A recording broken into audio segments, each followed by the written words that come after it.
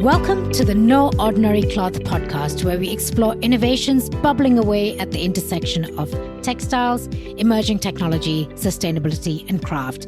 I'm your host, Millie Tharakin, a textile researcher and innovator. Join me today as I sit down with pioneers who are radically reimagining the very way we make, use, and reuse textiles. This is another very special episode I'm bringing to you in partnership with Fashion District London, a dynamic hub for fashion innovation in East London, supporting startups with innovation networks, affordable spaces, business guidance, and investment opportunities. Today, we're delving into the heart of what makes a movement in sustainable fashion. That's community, resilience, and reimagining how we value our clothes. I'm delighted to be joined by two extraordinary founders, each approaching circularity and conscious fashion consumption from very unique perspectives. First up, we have Anoli Mehta, founder and CEO of Circular Threads. Anoli is on a mission to transform how we shop for South Asian fashion, making preloved clothing such as high-quality, beautifully crafted pieces of South Asian bridal collections, exquisite saris, lehengas, and more, and making these preloved clothing the first choice, whether it's for weddings, festivals, or everyday wear. Our second guest is Sol Escobar. She's the founder and co-CEO of Give Your Best, an organization leading change by tackling clothing poverty head-on in the UK and driving circular fashion through their paid-forward fashion platform. Give Your Best has gained significant recognition for its impact, being selected by the British Fashion Council as one of their Future of Fashion innovations in 2023 and winning eBay's Circular Fashion Fund in 2024. Together, we will dive into how they got started, the impact they have on their communities, and the change that they've made through these communities, as well as learn about the intersection of entrepreneurship, social change, and conscious consumption. Both Sol and Anoli have a deep understanding of the profound effects fashion can have on identity and community. Quick note, if you find this episode valuable, please consider buying me a coffee using the link below in the show notes. It helps fuel those late-night editing sessions as I bring you these stories. All right, let's meet our wonderful guests now.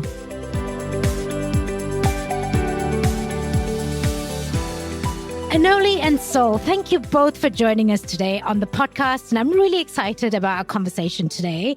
I'm especially looking forward to hearing about your entrepreneurial stories, learning about communities that you've grown, and exploring how you are changing the landscape of circular fashion in the UK and beyond. And both of your journeys reflect a deep commitment, not just to sustainability, but really to the people at the heart of the fashion ecosystem. And that really resonated with me. And through your work, you've each shown that fashion is so much more than just what we wear. It's a tool for connection, empowerment, and real world impact. So with all of that in mind, welcome to the show. And I can't wait to get started and hear more about your inspiring journey and the communities you have helped to shape. So between the two of you, who shall I pick first? Let's start with Anoli. First question for you. So you founded your business Circular Threads in 2022. Tell us a bit more about Circular Threads and what inspired you to start this business. Yeah, so thank you so much for having me. Really love watching your podcast so far, so excited to be on here. So Circular Threads, we are building the UK's first and fastest growing marketplace for pre-loved South Asian fashion. So I don't know whether any of the listeners have been to a South Asian wedding before, but they are extremely extravagant. They're 5 days long and you require kind of a different outfit for every ceremony across the 5 days.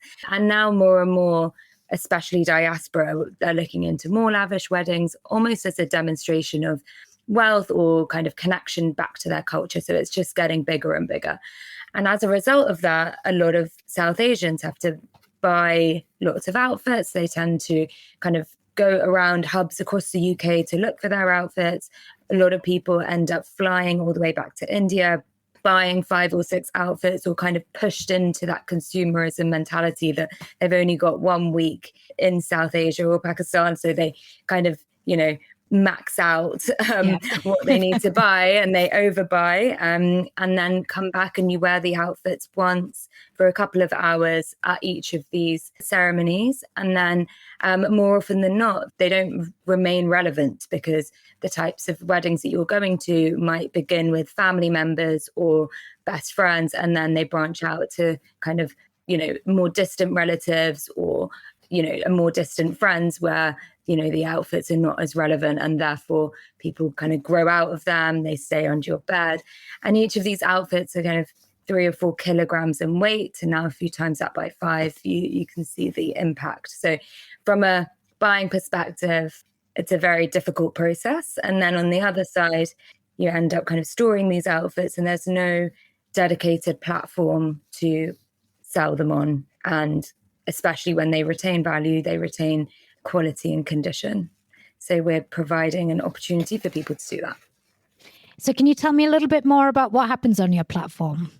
Of course. So I'd like to kind of compare it a little bit to eBay, in that you can buy and sell your outfits. But I guess our differentiation is we provide valuations for the outfits. We also have a store where people can come and try them on. Like, most of these outfits are worn at festivals or weddings, and therefore the order value is slightly higher. And so people do want to try them on and make sure it fits them before they make the purchase. So we have a store, and then also you can kind of use the online service as well. And we have a dedicated community of buyers looking to buy the specialist outfit. And I think that's where the biggest differentiator is, because if you sell on other platforms like Vinted and eBay, etc., there's no kind of dedicated community of buyers and sellers that are looking for this specific specialist outfit. Yeah, absolutely. So this is a physical store where people can come and try these gorgeous lehengas and saris. Do you also offer a renting option as well? So we have a small rental collection. We do kind of push for people to buy and resell, just because you're buying for kind of very special and important events. And so we don't really want people to feel conscious in their outfits, and really, a lot of them are quite delicate. So when you're renting, you're constantly worried about things spilling on it, etc. Obviously, we want to keep them in great condition, but we also want the recipient to love what they're wearing and feel comfortable in it. And, it's a very important day in their lives. So kind of make sure they feel comfortable. And then off the back of that, they can sell it. And it's essentially the same as a rental. But we do have a very small rental arm for some outfits which are less kind of heavily embroidered and a lot easier to kind of, prevent damage in as well. Yeah. I mean, when I'm dancing around in one of them, I don't want to be worried about my heels getting caught and ripping any of it. Yeah. Excellent. Lovely. Thank you, Anoli. And Sol, now to you. You founded Give Your Best in 2020 during the pandemic. What inspired you to do this in the middle of a pandemic? And tell us a bit about your business. Yeah, thank you so much for having me as well. And I love hearing your story, Anoli, as well. I've been following your journey in the circular fashion ecosystem, and we've coincided before, and it's just really lovely to hear more detail about your journey as well. Yes, so Give Your Best is a not-for-profit social enterprise, and we tackle both clothing waste and clothing poverty. So it's interesting to talk about it being founded in 2020, because really it started in my bedroom with my clothes, not knowing what it was or what it was going to become. I had no plans to get to where we are today.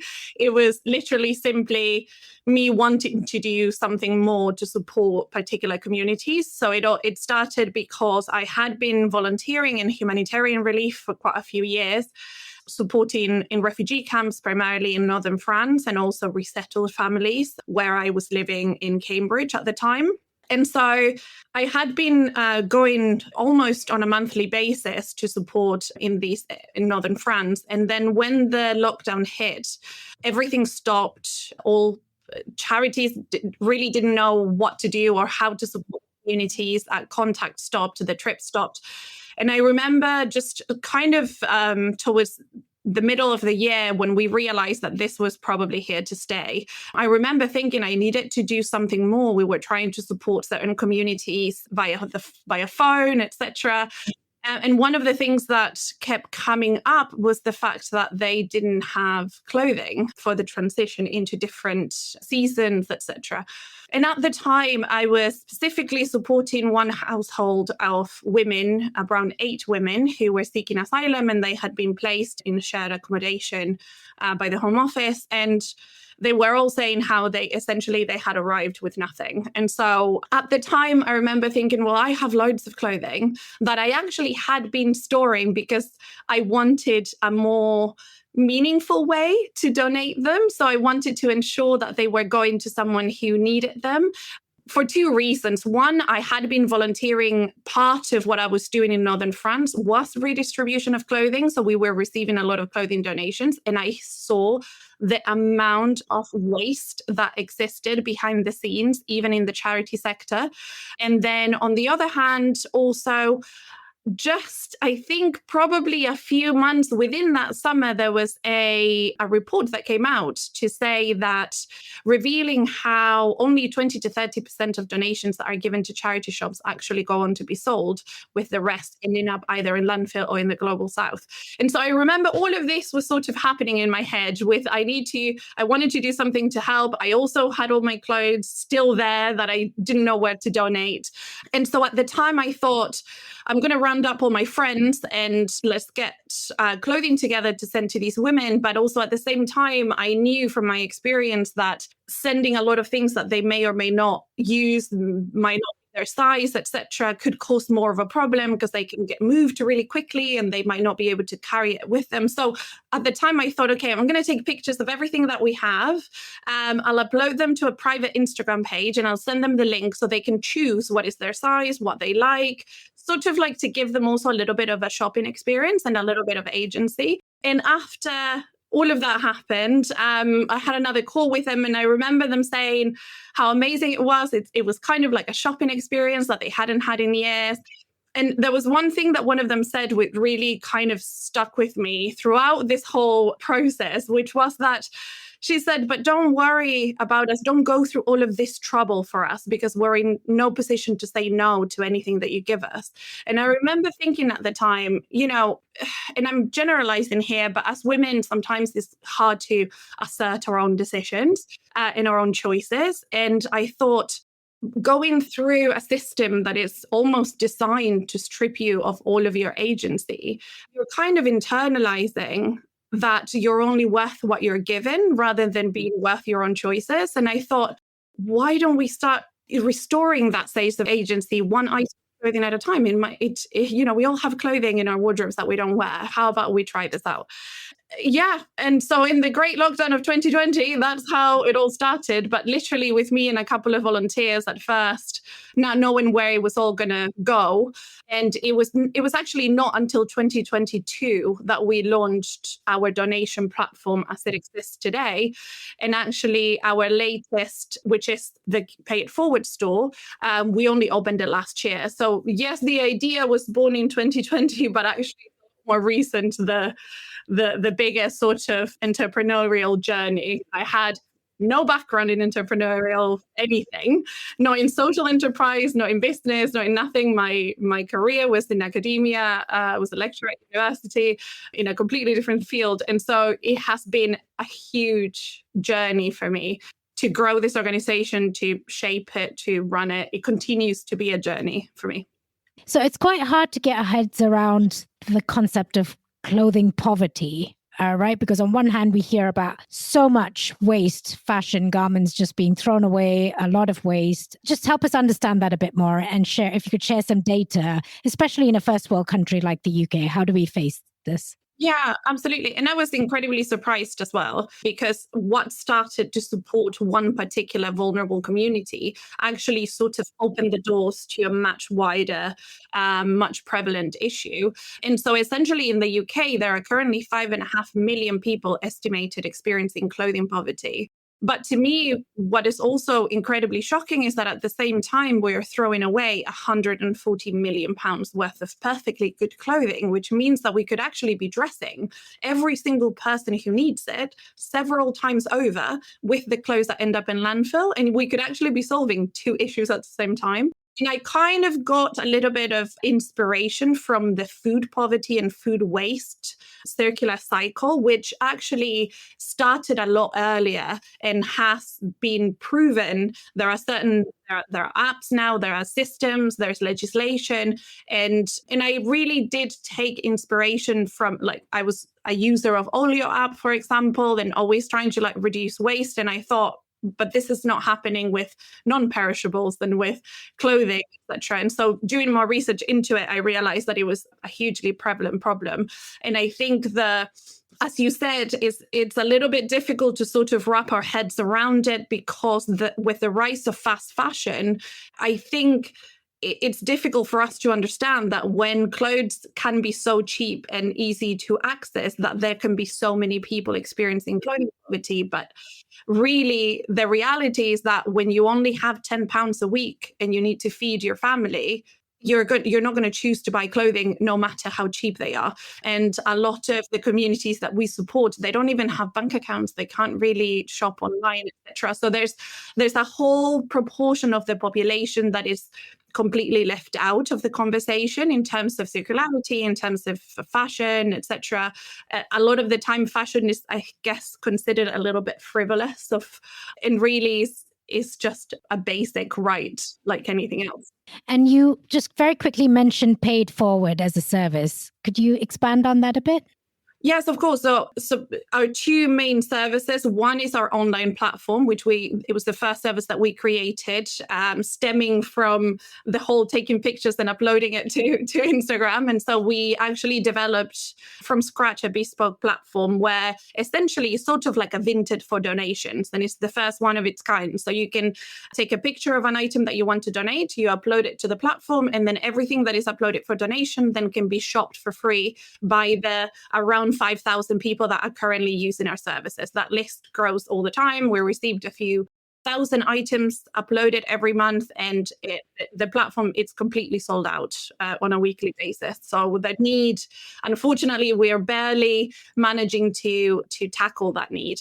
And on the other hand, last year we opened the first Pay It Forward store, which is currently in Islington in London.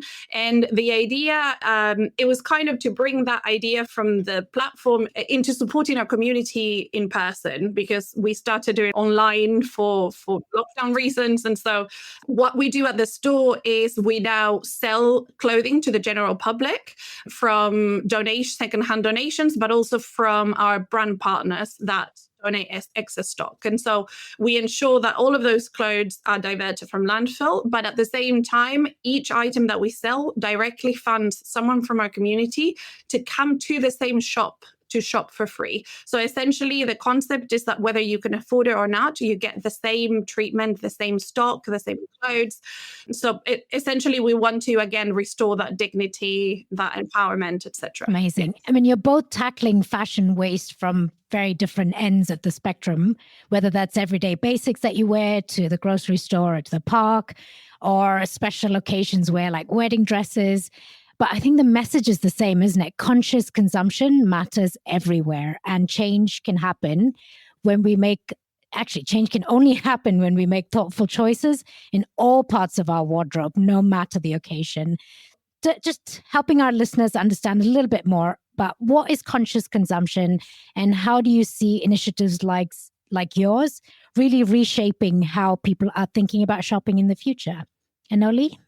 Conscious consumption. Yeah, our entire business kind of hinges on that. And I think I kind of mentioned it earlier in the sense of the habits that we have across our community. Because of the accessibility of outfits, people are kind of pushed into overconsumption and pushed into buying more and more and more. And it's multifaceted. It's the aspect of kind of demonstrating, especially our consumer tends to be diaspora, so people living outside of South Asian countries. So it's kind of that trying to reconnect back to your culture through demonstrating that they have access to really beautiful outfits or the latest trends or the latest designers, but then also kind of that lack of accessibility being such a key factor, so that when you do have access to the outfits, you end up kind of over consuming and overcompensating for what you can find during that time. And I think we've got into this terrible cycle and habit of kind of just buying when we can and overbuying, that items just end up stored in wardrobes and closets and then to be never worn again. So I think what we're trying to do is really change that behavior into thinking, okay, what is my cost per wear for this outfit? What other ways can I wear this outfit? And actually, if I know that I'm unable to wear it again, how can I get the best value for the outfit if I decide to resell it? And we kind of do that education piece throughout the journey, throughout the consumption journey, so that people are already thinking about, okay, what's the best way to resell, or what value can I get out of this outfit, versus just I need to buy as many as I can because I find it difficult to find.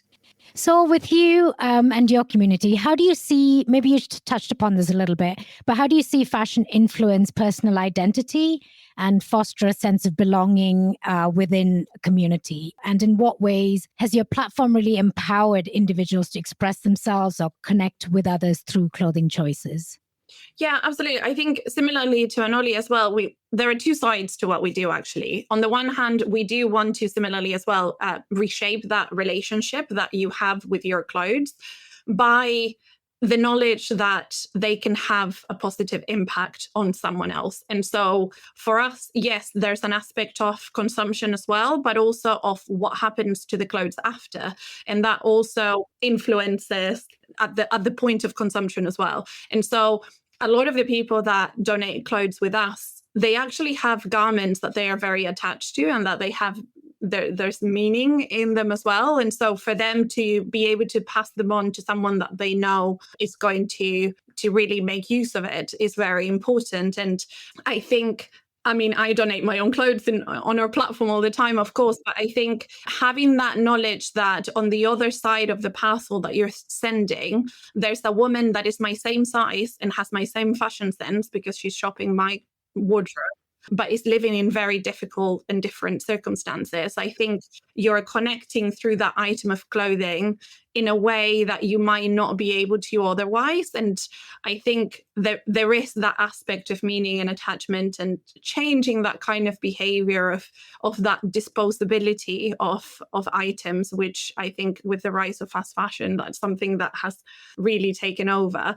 And of course, on the other hand, the communities that we support, there is research that shows the importance of fashion and clothing and being able to express yourself within your well-being, your access to work opportunities, your access to education, your social life, your mental health. Actually, the way that you present yourself has an impact on so many aspects of our lives. And when we don't have access to that, the detriment to everything in our life is actually a lot wider and bigger than we might imagine. And so I think we always get the feedback from our community of how important it is for them to be able to choose the clothes that make them feel good in the style that makes them feel good. And a couple of months ago, we got an email from one of our shoppers to say how she was so happy to be able to choose a few garments that wear the color purple, because in her culture, color purple means strength and resilience and bravery. And so she was like, I'm so happy to be able to wear something purple because it makes me feel stronger in these very difficult circumstances. And I thought, that is exactly what we're trying to achieve. It was just kind of like very much capturing the essence of what we're trying to do. Yeah, that's super inspiring. So, because I think that's a lot of like synergies with our platform as well in terms of the stories. So like transferring that story from one person to another, especially when there's such amazing kind of memories associated to these outfits. And I think that's very similar, I guess, Sol, in your circumstance. Yeah, especially for you, Anoli, because these garments are so intricate and so special and used, always worn in very special occasions, right? Exactly. And it's the meaning, and it's also that sentimental value that gets passed on is really beautiful. So like some of our sellers kind of speak to our buyers, and once they see the buyer wearing the outfit, creating new memories in that outfit, it's like another like value add to the end-to-end transaction, which as a platform that allows that connection. And I assume, Sol, you feel the same way, as once you've made just one transaction, it makes three like parts of the value chain like, you know, super happy. And I think that keeps us going, because you see those stories, you see the continuation of these outfits that would have otherwise been just stored for years to come. So yeah, that I really enjoyed listening to that, Sol, because it really resonates when it comes to like storytelling. Yeah, that's a very good point. It goes beyond the circularity of the actual garment, which, yes, from an environmental perspective, of course, is important, but also is the circularity of the story behind it and the meaning behind it as well, which I think sometimes we lose touch with that side of it. And clearly building that community has been such a crucial part of your business and so important to your business. But how did you go about creating that community and the connections? Because it's easy to look back now and see, oh, I've got 5,000, 10,000 people in my community, but it's hard work to build that up and to keep people in that community and to feel like they belong there. And what were the key steps you kind of took to nurture the community and to continue growing it? Anoli?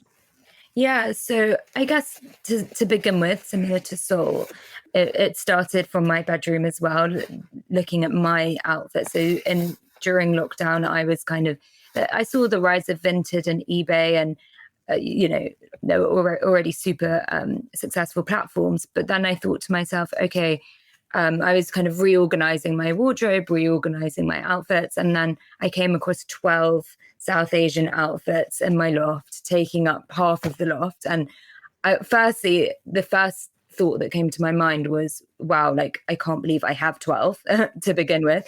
And secondly, why are they just sitting there here? And you know, it's such a waste. So I went to the usual platforms, eBay, Vinted, and tried to sell the outfits. But I was having to dramatically discount them. And then as I was mentioning before, the consumption process for these outfits was super onerous. It was difficult. I ended up going to India to buy them, and then it was expensive on top of that. And now they're just sitting there like rotting away. So I tried to sell them, got absolutely, I was having to sell them for £10, £20 to get any sort of traction. And it was because there was no kind of dedicated community of buyers looking for the outfits, and those finite number of people who were looking for the outfits weren't willing to pay a lot, because they knew that obviously the demand wasn't so high. So that's when I kind of set out to say, okay, why is there nothing for South Asian outfits? And there's a whole entire industry that's getting missed off the map. And that's a lot of the work that we're doing, is to actually put South Asian or ethnic wear on the same kind of map and the same level when we come to talking about fast fashion. Like when we think about fast fashion, we think about Shein, we think about H&M, but we don't ever put ethnic wear on this map. And the production process for these outfits is hugely damaging, let alone, the consumption process as well. So back to the point of community, we off the back of that, when I tried to sell the outfits on eBay and Vinted, I did some initial market research. We got about 300 responses across the UK with results that really resonated, which was, we want a dedicated platform for South Asian outfits, and we want to sell our outfits, but we just have nowhere to do it. And that's what gave me the drive to actually build a very quick and dirty MVP and see like what the response was. And off the back of that, we started, like on day one, we started seeing sales, and we grew an Instagram account. And a lot of South Asians resonate with the problem. We just haven't had a solution for the problem. And because we were the first to kind of build that solution, got a lot of initial traction. But in order to retain that engagement and grow the engagement has been difficult, because you're needing to make sure that every message out there resonates with your audience. You need to make sure that, people really, that they're continuing to see the growth as well, because that allows them to think, okay, this is actually, the more people in the community means the more people to buy my outfits, which means, like that retains the kind of engagement there. So it's there's different challenges now to when we started building out the community, but it shows that you really need to evolve your messaging and what type of content you're putting out there as your community grows as well. I was also thinking about recycling one of these garments. I don't even know where to begin. I mean, it's hard enough trying to recycle a pair of jeans, Exactly. And the amount of embroidery and the metalwork, threads and things involved in it. Yeah. So the more you can keep it going around, the better. Do you have any data on that? The production process is hugely wasteful. On average, about each lenga weighs between 3 and 5 kilograms. And then for bridal lengas, it can go up to 20 kilograms, which is, yeah. So if you can imagine the textile waste off the back of that, a lot of people do. Sustainability is very inherent in South Asian culture. And this is where the question mark kind of arose to me, which was, because it's so inherent in South Asian culture, why are we not being sustainable when it comes to our clothing? And digging in deeper, people are sustainable with their clothing. And that's why a lot of it is hoarded, a lot of it is kept in lofts, a lot of it is kept in suitcases, because people think, okay, one day I'm going to wear this outfit, but then it just stays there for years to come. And I think that's the kind of difference, which is, for consumers are just kind of holding on to pieces, and then that's fueling the additional production, because even though people have outfits, the accessibility is the issue. So I think when Sol was talking about clothing poverty, and I think it's kind of translated in a different way, which is like clothing scarcity in our case. But the irony is that it's not scarce, it's just not accessible. So we're trying to kind of take them out of people's wardrobes and cupboards and closets and make them accessible so that we don't need that overproduction. And then coming back to your question on statistics, I think so far we've saved over 3 million litres of water based on the sales that we've done. And, I think the entire production process is wasteful, from water to textile waste to the number of man hours on each outfit. I don't know if you remember, but Priyanka Chopra's outfit took over 6 months and over 300 workers just on one outfit. And you think like, okay, when you extrapolate that out, it's just so wasteful. And it's also kind of disrespecting the work and the artisanal work that goes into these pieces when they're just kind of withering away, when they have so much life in them. Yeah, absolutely.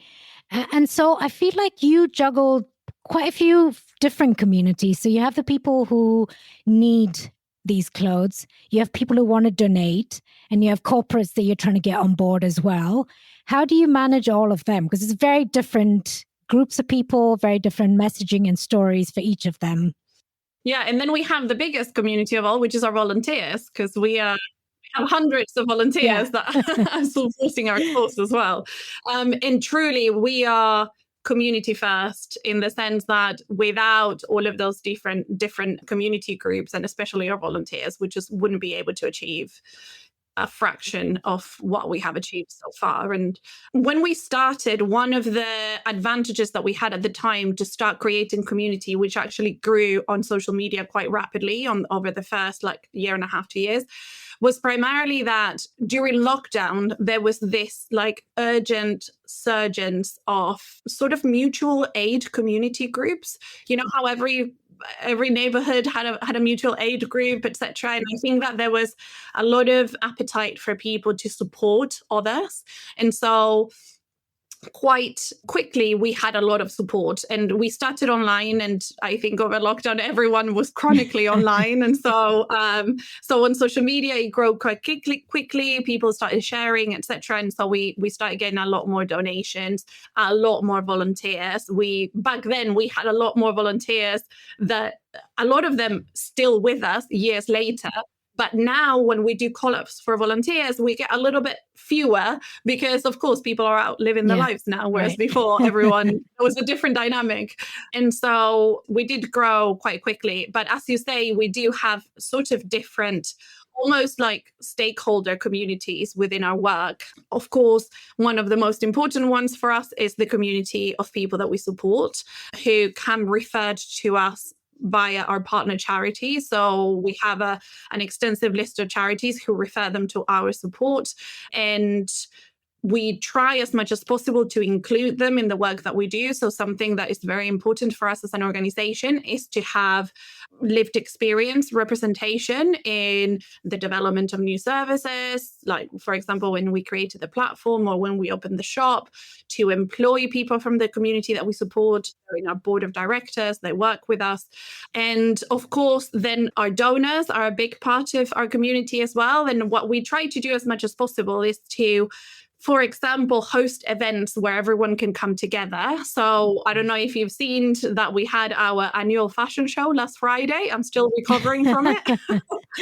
It's always such an intense time of the year, our fashion show. But one of the ways in which we wanted to bring all of these communities together was in this fashion show that we started in 2022. And the idea is that all of the models in the fashion show are refugees from the communities that we support. And then we partner with sustainable fashion brands or designers, and we bring together businesses, fashion brands, corporates, etc. And the idea is that it's a celebration of our work, of the power that fashion can have for good. And also really is very important for us to shift narratives and behaviors as well, because there is such negative rhetoric surrounding refugees most of the time. And so what we want to do is to show anyone who comes to our show that actually with a little bit of empowerment and a little bit of beautiful outfits, actually refugees are just beautiful women like the rest of us, and that love to dress up and that love to have a good time. And so we want to sort of try to uplift all of our communities and empower them and bring them together to support our work, essentially. What's the sort of education work or awareness work that you might have had to do with the corporates and to get them on board? We do that education piece with our corporates in terms of delivering. We deliver education sessions or lunch and learns. We organize in-house volunteering days as well for staff where we speak about our work. We always bring with us someone with lived experience to talk about their experiences as well. And essentially to try to get people involved and have an understanding not only of clothing poverty and the communities that it affects, but also fashion circularity. So whenever we, for our corporate partners, when we do volunteering days, we essentially set up the whole circle of that circularity of the garment. We'll have people bring their clothes, we clean them, we photograph them, we upload them to the platform. And because unfortunately the need is such that items start getting shopped within 10 minutes. And in a span of maybe 2 hours or 3 hours of one of these volunteering days, we process over hundreds of orders in the span of 2 hours.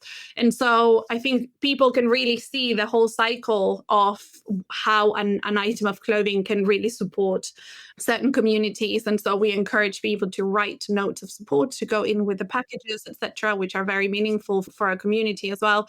And so yes, we try as much as possible to add that element of education as well. We also try to engage in policy and with government as well as much as possible.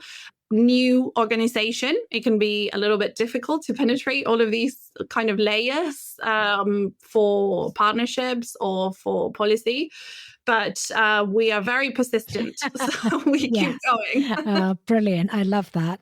So while I was doing some digging around and research on both of you, I realized that neither of you actually come from a fashion or textile or retail background even. So Anoli, you completed your MBA at the London Business School. And before that, you were at the London School of Economics, where you did your BSc in Geography and Economic. Then you worked at Ernst & Young, so a very corporate job for 6 years. What happened? What motivated you to leave that corporate world to build a startup, which is it is the hardest thing anyone can set out to do, I think. I wish someone would have told me that it was the hardest thing. Tell me about it. Tell me about it. So again, just, have a startup in the circular economy space. And also, how did your past experience and the learnings that you had from your business school and others help you approach your business and how you built it? Yeah, as you say, a very crazy decision that I made. But I think for me, it was very much that there was a problem that I wanted to solve. Like, I was so obsessed with this problem and how many other people also had the exact same problem that I've spent 4 years, like, trying to find a solution for and build the solution out. And I think that in order to kind of have that tenacity, you really need to care about what you're doing and care about the impact that you're having. But back to kind of my background, I think I was in management consultancy, specifically in change, working on change programs. And then I kind of moved into the technology and innovation space. So a combination of those two things kind of drew me into the kind of obsession with solving a problem that I really felt myself and felt that we really need a solution for, that's getting completely missed off the map, overlooked, and nobody's operating in that space. And then my background in geography with economics, I was always very interested in kind of the development of the South and looking into kind of sustainability and the impact that we're having on the environment. I think slowly but surely throughout my journey, my small triggers that basically brought me to where I am now and made me realize that this is what I want to be doing and the problem that I want to be solving, and a problem that so many other people have. And I think back to the community element, we have our buyers, we have our sellers, and we have boutiques as well that want to work with us to sell their samples on with us. And as we've been building out the solution, we've realized actually how many different cohorts of stakeholders that our platform actually impact in a positive way. And all of that is just reinforcement to why we need the business and why we need the platform. Yeah, such an important point that you brought there. You were obsessed with the problem. And I think that's the heart of being a founder. You need to find a problem that you're going to be obsessed with for many, many, many years, because it really is about perseverance, a lot of blood, sweat, and tears as you try and build it up. And if you're obsessed with a problem, you will come out the other end as well. Now to you, Sol. You did your undergrad in neurophysiology and then your MSc in translation and teaching English to speakers of other languages. You were managing international language syllabus at Cambridge University. Before that, you were at the University of Essex. You were an aid worker at Calais. So many different things you've done. World completely separated from fashion. What motivated you to transition from that career and build a venture in fashion, retail, and circular economy? Yeah, good question. Yes, I'm one of those people that has lived a million lives, essentially. I'm also old enough to have lived a million lives. And so, yes, first degree, I started, it was neuropsychology, and that was when I was very young. I left my country when I was 19 to go and study abroad. And from there started just essentially the rest of my life traveling the world. I never went back to my country. I've been back twice in 25 years. And so essentially from there, my journey took me to many different places and living in many different countries until I eventually came to the UK and settled here. And that was in 2006. So it's going to be nearly 20 years now that I've been living in the UK. And when I came here, actually, after having traveled and lived in many countries, I fell in love with cultures and languages. And so I went back to university to do entirely new career, essentially. So I studied linguistics and languages. I did my master's also in linguistics and teaching. And then from there, I became a lecturer and I started my career in academia, essentially, which is what I was doing at Essex University. And a few years ago, I came to Cambridge and I started working at Cambridge University more in the development of curriculum, etc. And that is something that I still do. I still work at Cambridge part-time for two reasons. Why? Because I still love it. I'm one of those people that I love to do many different things at the same time. But also because a startup is a hard thing to do financially, and I've got a mortgage to pay. And so I need to have another part-time job so that my organization pays me a part-time salary, but we also employ 10 other people. And so I still kind of live that double life, which suits me so far. So, you never know within the startup how the future is gonna look. So there's a little bit of security in still having my other career. I guess for me, that having that background, it has helped me because I have this insatiable curiosity and need to learn new things. I love learning new things. And so whenever I do something and I get to a point where I'm like, oh, I think I just, I know everything there is to know about this. Now I want to move on to the next thing and learn everything about that. And so that's sort of what happened with this. I discovered a whole new world of social entrepreneurship and running an organization, and I had no idea how to do any of it. And all of a sudden I found myself an accidental founder of a nonprofit. And so I thought, well, now is a good opportunity to learn everything there is to learn about it. So I started doing incubators and accelerators and any program that will have me and that would teach me run this organization. I continue to do so. There's still so much to learn. And so I think that in that sense, having that background in education and also in traveling and cultures, etc., it really did shape where I am now. And also kind of gives me this perspective of who knows what's going to happen in 10 years. If you asked me 10 years ago, would I be doing this now? I would have said never in my life. But also 10 years ago, I didn't know that I was capable of doing what I'm doing now. And so that I think that as we grow older, and as someone in her 40s, I can confidently say as you grow older, you can always reinvent yourself and you can always learn new things and you can always follow your dreams, whatever they might be at whatever stage of your life. Absolutely. I love that.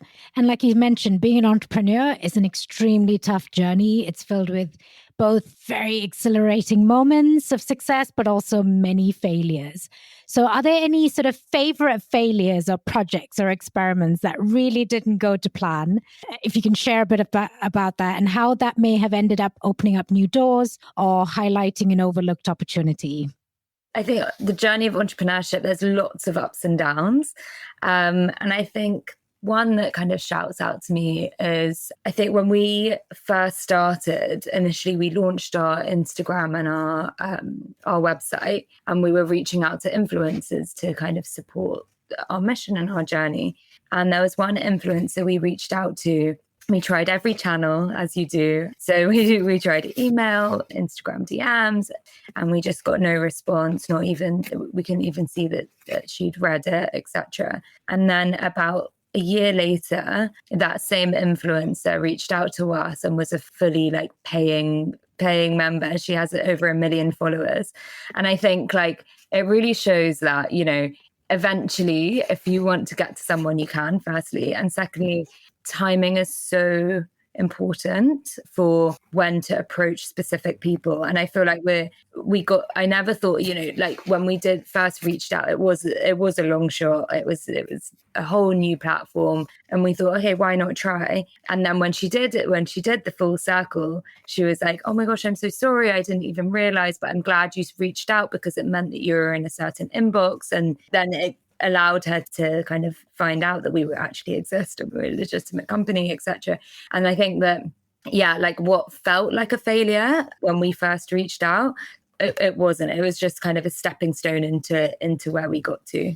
Yeah, I couldn't agree more. It's definitely, now I know, I think kind of in hindsight, you realize that what you thought at the time were failures, and that then actually became, as you say, Anoli, stepping stones for the next phase. But I think if there is something that this journey has taught me, is about failure and about rejection, because we continue to be, but especially at the beginning of the journey, we were essentially 100% grant funded. And we were very lucky to be able to raise a considerable amount of grant funding, but that was through sheer determination and continuing to try. And I didn't know anything also either about writing grant applications. I just had the passion and the idea, and I thought, surely everyone is going to see what a great idea this is. And when you start getting rejection after rejection, I think there is a little bit of exposure therapy, because at the time, especially at the beginning, and sometimes it happens now as well, it's hard to take these rejections, because you think, well, it makes you think, is it actually that my idea is not worth it, or am I doing something wrong? But I think something that I learned quite quickly was that again, these rejections may be a stepping stone, maybe a learning opportunity. One perfect example, the first really big funding that we got was from Innovate UK, which is very famously incredibly difficult to get.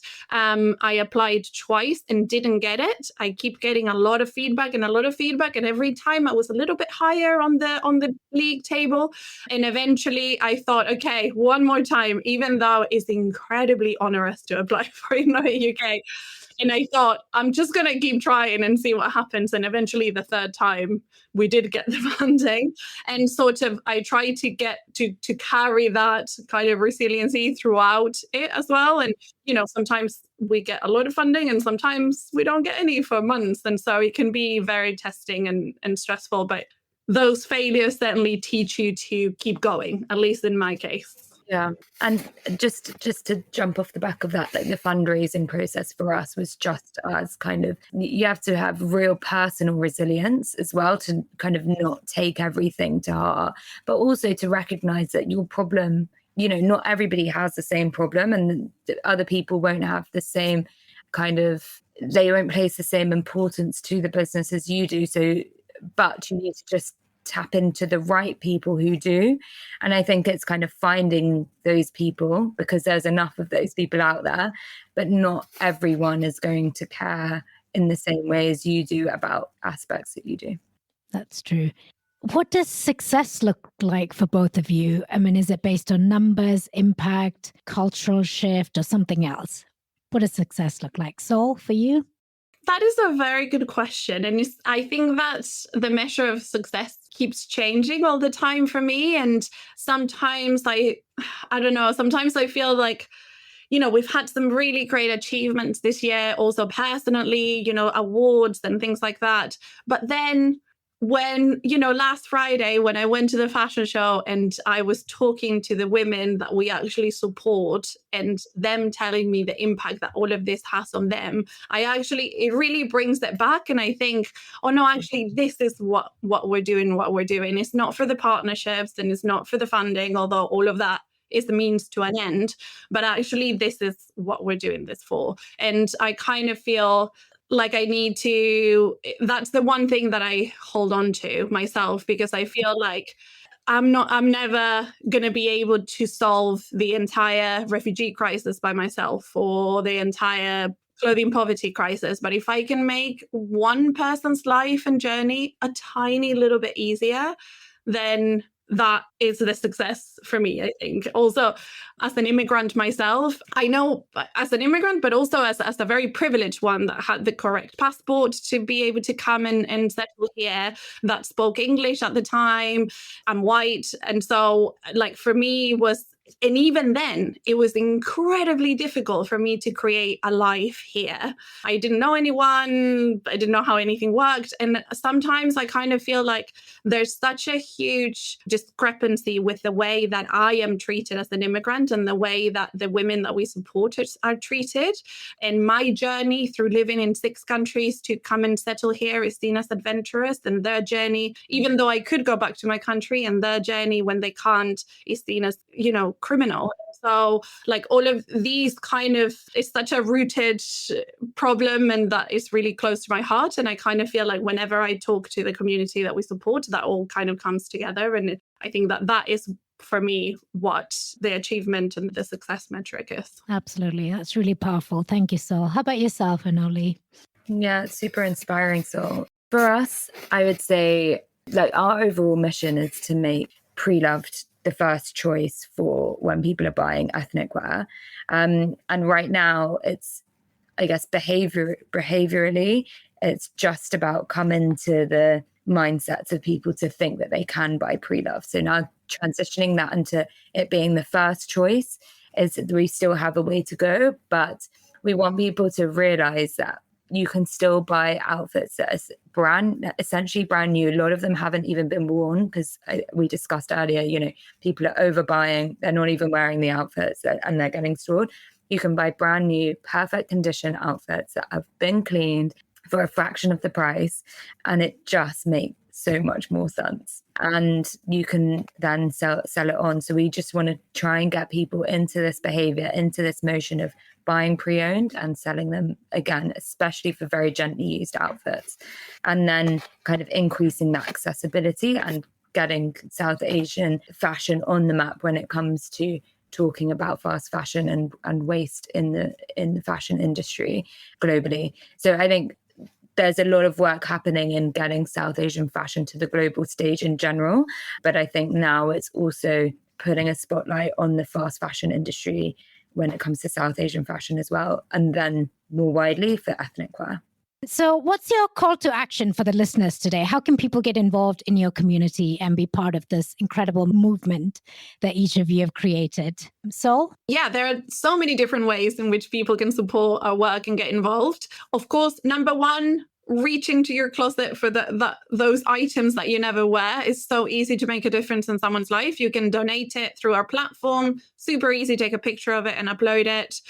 You can donate it via our shop in Islington as well. We also have a network of a few hundred volunteers who are called our Give Your Besties. And what our besties do is they act as essentially sorting centers in their community. So if anyone is moving house and doesn't have time to upload things, they can apply to be connected to a bestie in your community, and then you can drop off your clothes and she or he will take pictures of everything and upload it to the platform, etc. People can volunteer with us as well. We have a lot of different roles on our website, and of course, donate to our fundraiser as well, follow us on socials, and most importantly, tell people that we exist, because we depend on word of mouth as well for people to know that we're an option to donate clothing.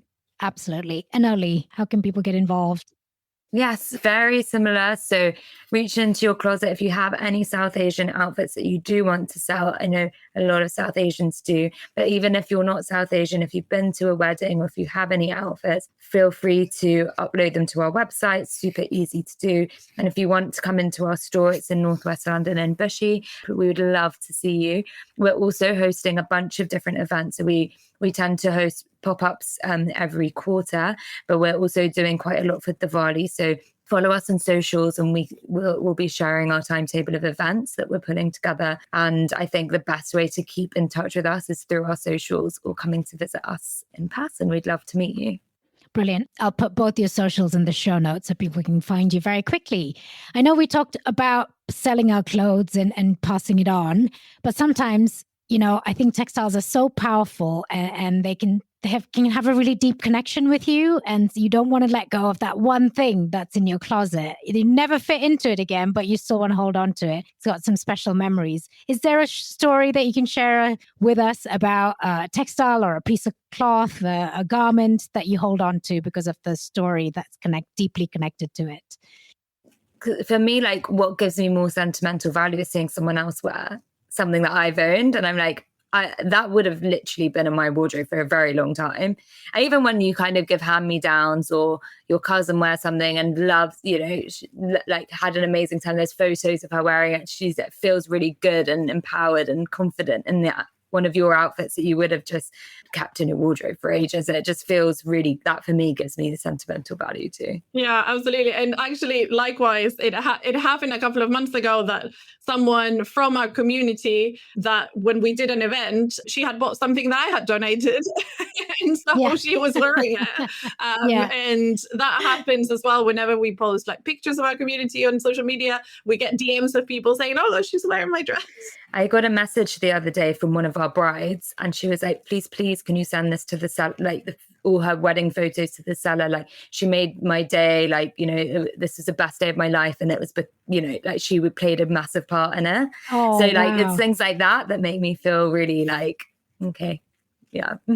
Oh, I'm getting goosebumps listening to these stories. Okay, last couple of questions very quickly. Tell us a bit about your background. Where are you from? Where'd you grow up? And what was sort of your interest and curiosity growing up? So I grew up in Northwest London. I was born and brought up there. I'm a second generation Indian.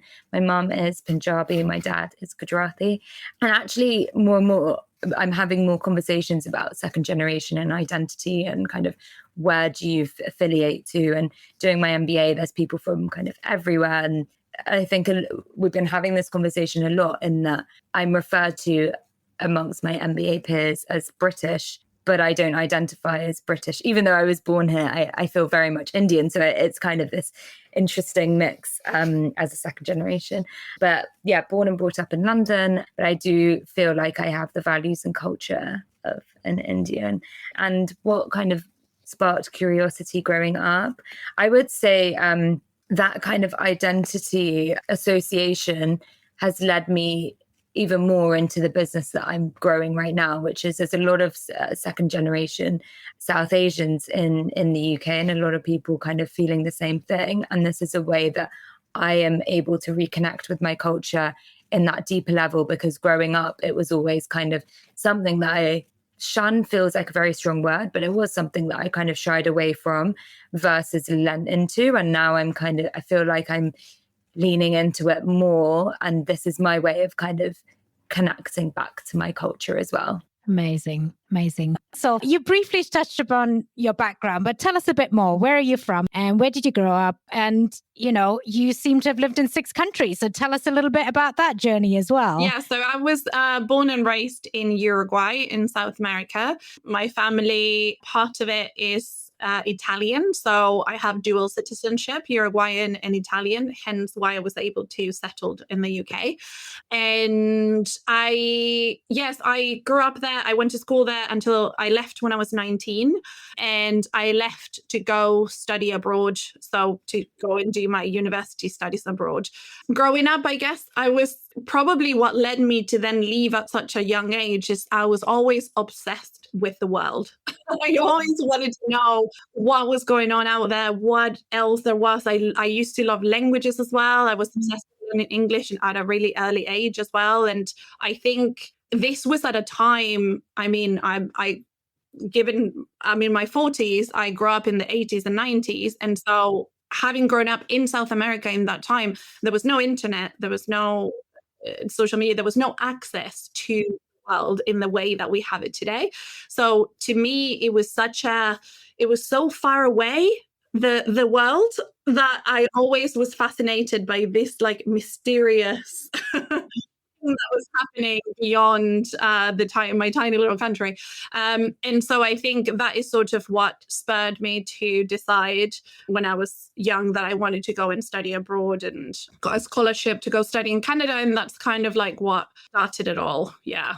Yeah, so after Canada, so I did my first undergraduate there, and then I had this Italian passport all of a sudden, and I had never been to Italy. So I thought, why not? I just go to Italy. In the way that you do when you're in your early 20s and your frontal lobe hasn't developed yet. You have no concept of consequences. So I literally I didn't really have any family left in Italy. So I just, with my passport, I just decided to move to Italy. So that's how it all started.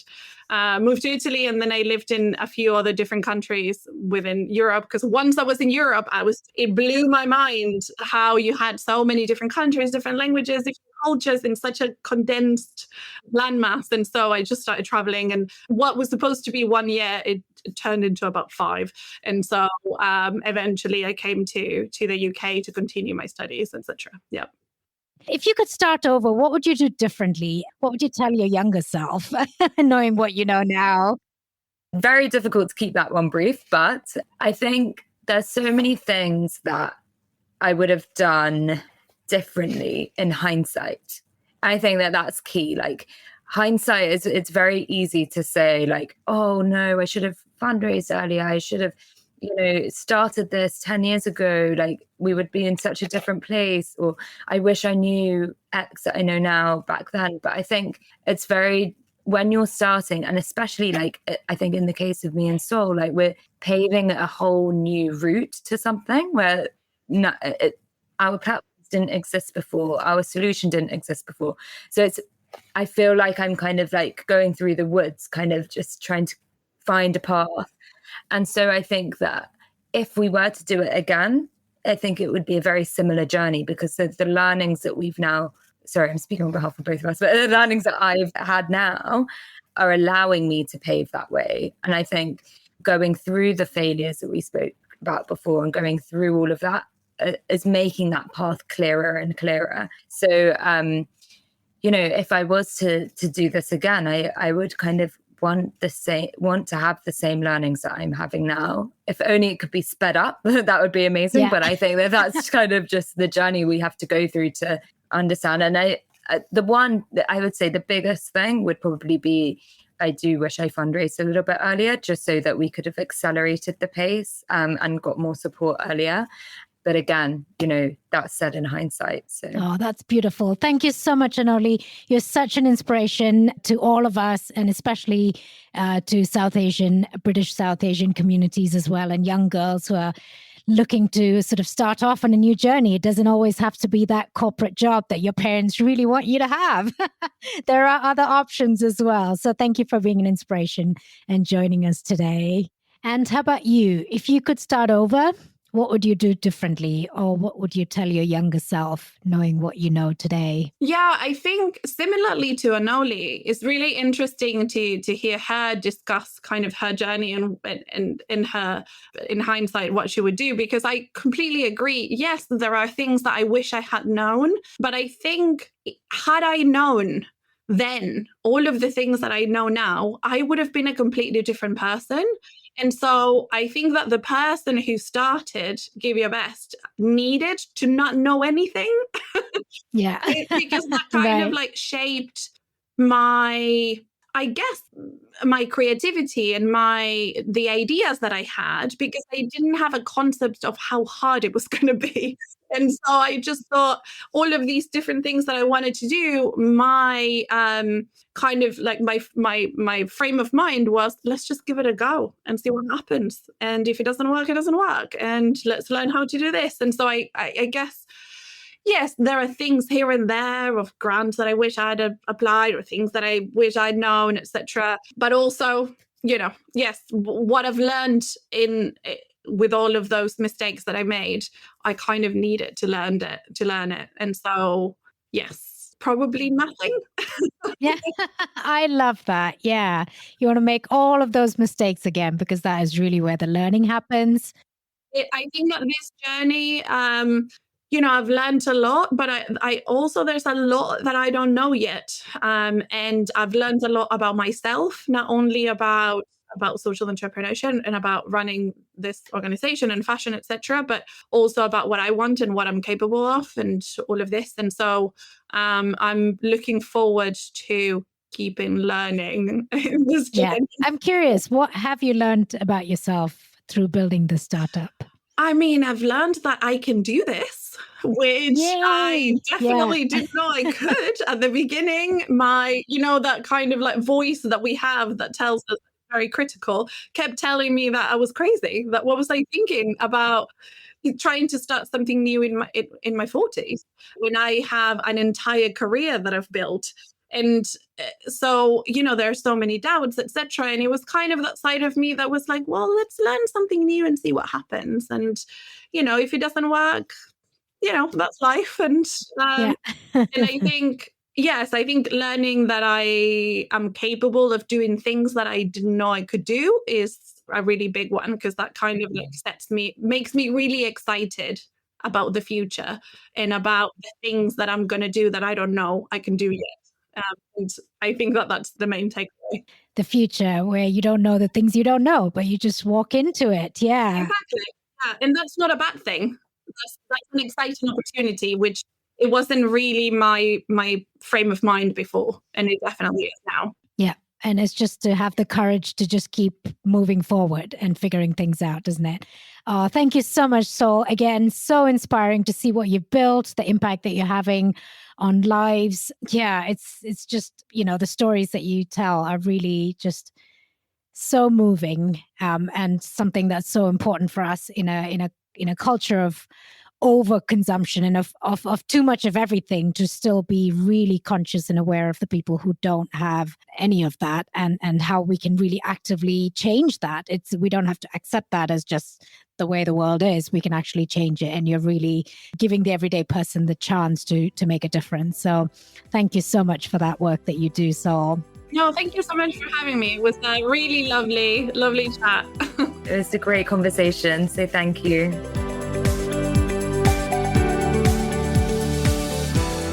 I love that episode. I mean, we've heard how conscious consumption across everyday wear and special occasion fashion can reshape our relationship with clothing, fight fashion waste, and empower communities. What a brilliant episode.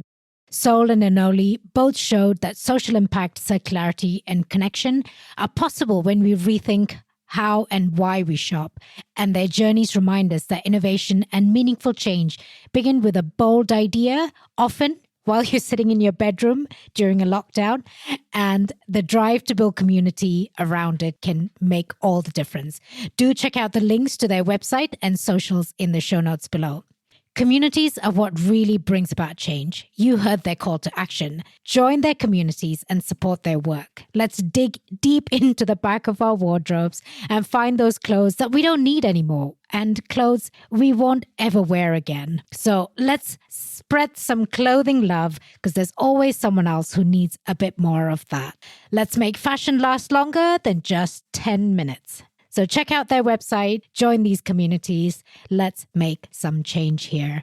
If you want to learn more about the sheer scale of fashion waste, circular fashion, and shopping consciously, check out episode 22 of this podcast. That's Beyond the Bin, Fighting Against Fashion Waste, where Annabelle Hort in the UK discusses her circular fashion outlet, Round Retail, and Yaira Agbofa from the Katamanto secondhand market in Ghana shed more light on fashion waste and how they're reclaiming fashion through circularity.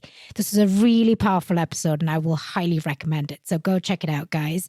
And episode 21 is also another great one on the same topic where we dive into circular fashion, what it is, the various ways we can shop more consciously. And you can also hear from high street retailers such as Nobody's Child and the luxury women's wear designer Patrick McDowell about their circular and sustainable initiatives. Another great one.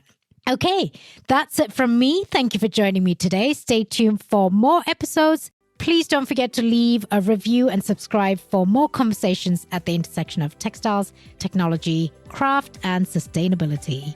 Until next time, I'm Millie Tharakin, reminding you that there's no such thing as ordinary cloth. Every thread tells a story.